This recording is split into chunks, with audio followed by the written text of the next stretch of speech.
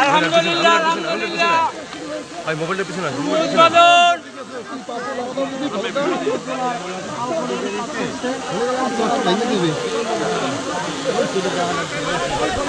মাথায় নেবে কেডা ভাই ভাই কে মোবাইল দেখে ভাই ঢোকে ঢোকে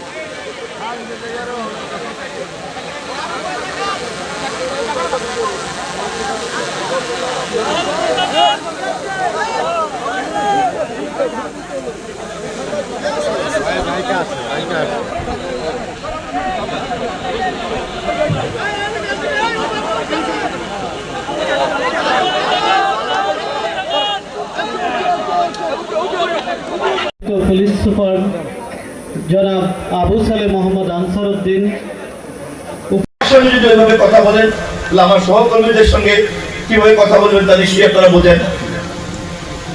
বাঁশের চাইতে কঞ্চি বড় হতে দেওয়া যাবে না। জনগণের মধ্যে আমাদের ভিত্তি আছে বলেই কিন্তু আমরা নির্বাচনে আজকে বিজয় লাভ করেছি। দেশের ইতিহাসে সবচেয়ে অবাধ নিরপেক্ষ নির্বাচনে বিজয় লাভ করেছি।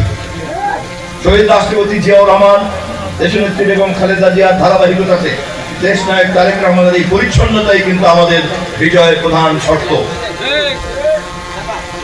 অন্যান্য শাসকের সঙ্গে জিয়া পরিবারের শাসনের এটাই কিন্তু পার্থক্য।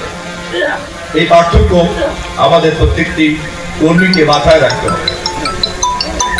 আমরা যদি জনগণের কাছে এই আস্থাকে ধরে রাখতে না পারি তাহলে তার পরিণতি কি হয় তা আমরা শেখ হাসিনার কাছ থেকে শিক্ষা নিতে পারি। যদি কারো কোনো জ্ঞানের অভাব থাকে আমি টিকিট কেটে দেবো, দিল্লিতে গিয়ে শেখ হাসিনার কাছে জেনে নেবেন ভুল করলে পরে তার খেসারত কতটা দিতে হয়।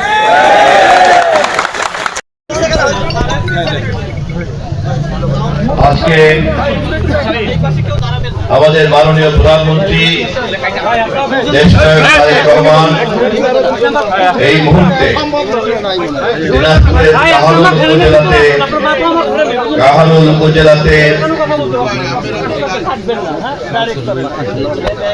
সারা বাংলাদেশ আগামী 5 বছরে 20,000 কিলোমিটারের খাল খননের যে প্রতিশ্রুতি আমরা বিগত জাতীয় নির্বাচনে ঘোষণা করেছিলাম, সেই 20,000 কিলোমিটারের খাল খননের কর্মসূচি তিনি উদ্বোধন করবেন দিনাজপুরে।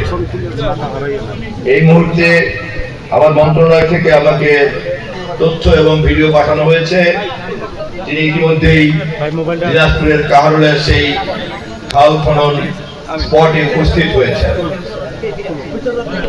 ওনার সঙ্গে একই সঙ্গে সারা বাংলাদেশের আরো 53টি খাল উদ্বোধন করবেন মাননীয় বিভিন্ন মন্ত্রীবর্গরা। আমার দায়িত্ব হচ্ছে এই কুতুবপুর খাল প্রধানমন্ত্রীর সঙ্গে মাননীয় প্রধানমন্ত্রীর সঙ্গে একই সঙ্গে উদ্বোধন করা। আজকের এই দিনের কর্মসূচির মধ্য দিয়ে দেশ নায়ক তারেক রহমান আগামী 5 বছরে 20,000 কিলোমিটার